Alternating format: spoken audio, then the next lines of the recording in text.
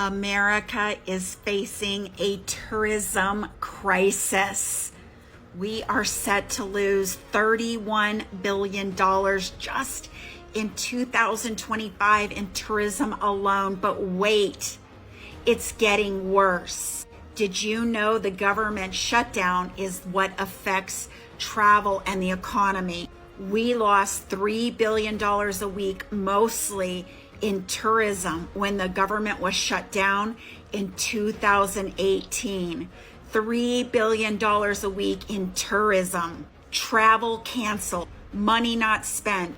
I want to remind you that Canadians spend $20 billion a year in the United States, and they are boycotting the USA. That would have created 140,000 jobs. Yes, tourism creates jobs.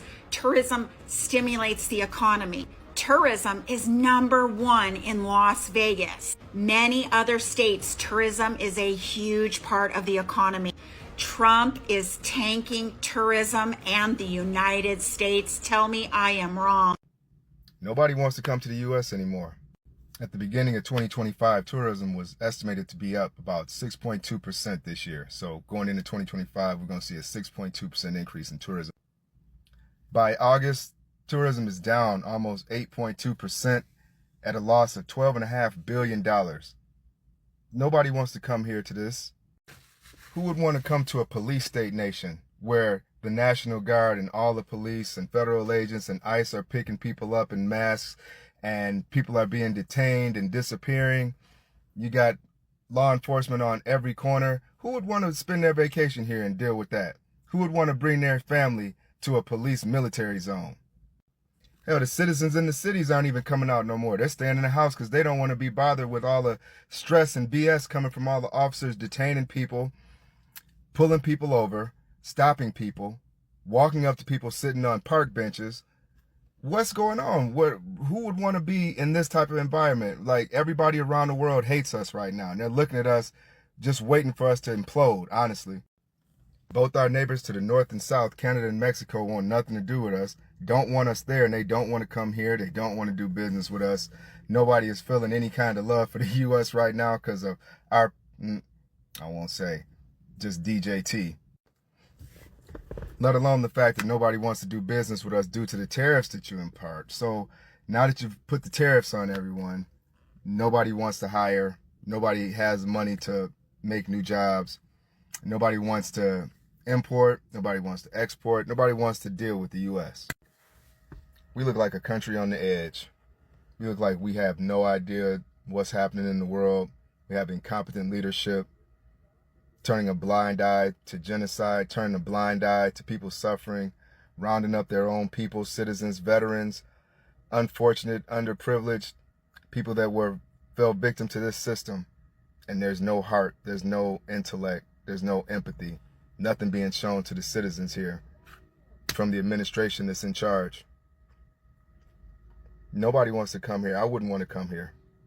While MAGA diehards keep chanting, "We don't care," every time someone points out the cost of Donald Trump's policies, international tourists are quietly delivering the one response that matters in Trump's America, which is they're not coming to the United States for vacations. We have new data now from the World Travel and Tourism Council. The U.S. is on track to lose over $12 billion in international travel spending this year. That's a decline of 7%. It's not because suddenly the sand on the beaches is no good. It's not because the theme parks got rid of everybody's favorite ride. It's because the rest of the world sees what the United States under Donald Trump has become: expensive, hostile, and unstable. And they're voting with their passports.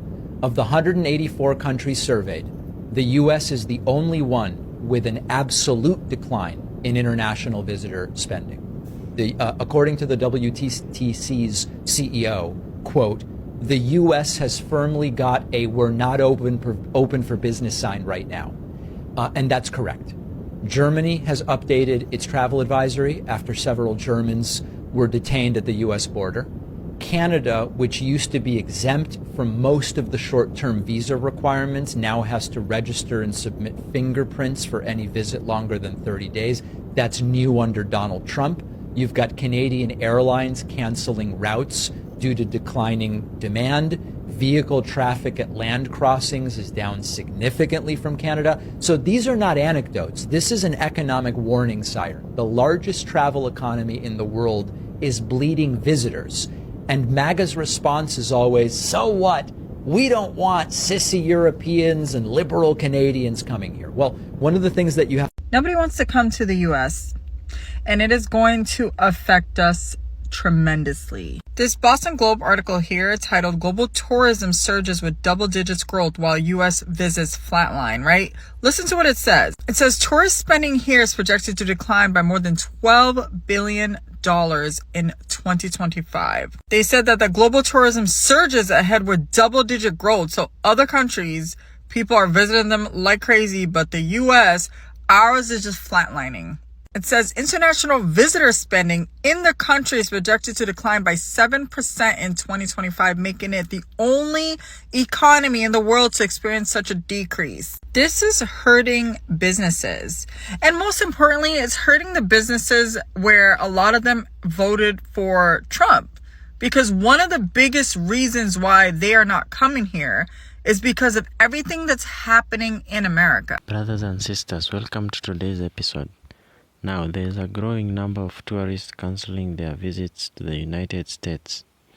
It's not just about travel restrictions or political tension, but a big part of it comes down to the one key factor: President Trump's tariff policies and their ripple effects on the economy, the dollar, and how the world perceives America right now. First, we need to understand how tariffs play in tourism. When President Trump reintroduced expanded tariffs on the number of imported goods and agricultural products, it wasn't just a trade issue. These tariffs had a chain reaction.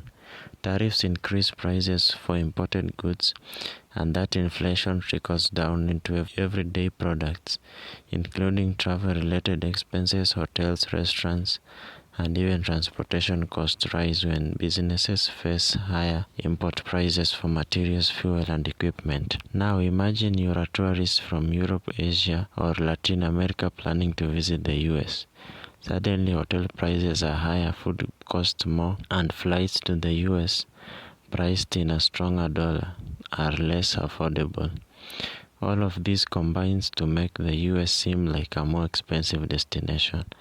And in a world where travelers have options from Canada to Spain to Thailand, that price tag matters. One of the biggest outcomes of these tariffs has been a stronger US dollar, which might sound good on paper. But for tourism, it's actually bad news.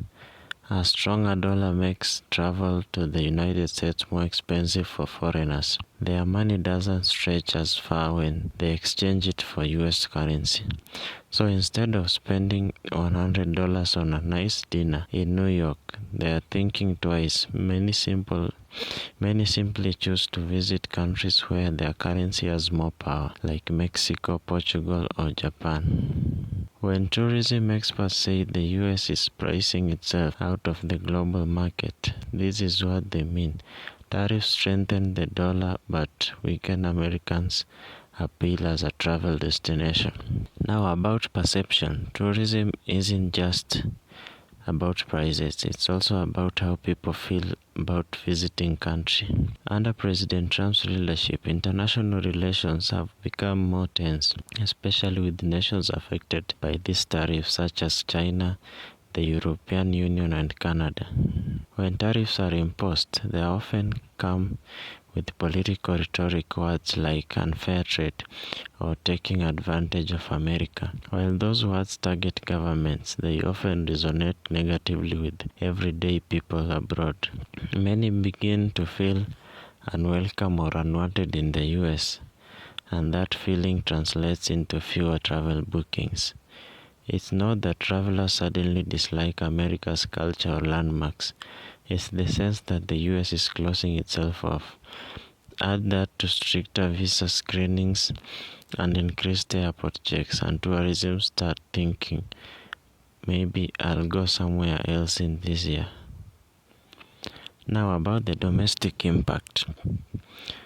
What happens when tourists stop coming to a country? Tourism is one of America's top export industries. It supports millions of jobs, from hotel workers and tour guides to restaurant servers and transportation companies.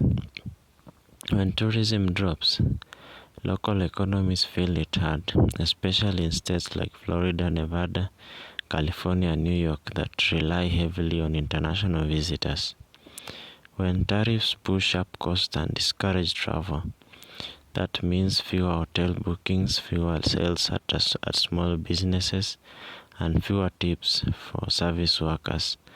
American jobs can actually hurt the very workers who depend on a vibrant travel economy.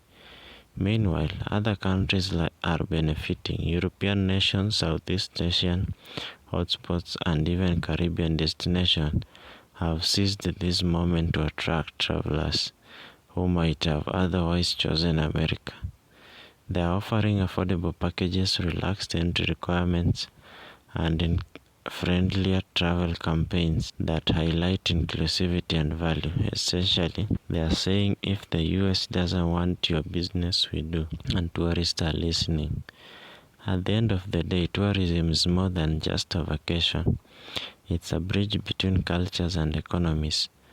When tariffs and political messaging create barriers, that bridge weakens. The United States, once the world's most visited country, risks losing not just revenue but also the goodwill of millions of travelers. President Trump's tariffs may have been designed to boost American manufacturing and balance trade, but consequences that stretch far beyond factories and ports, all the way to airports, hotels, and iconic tourist destinations.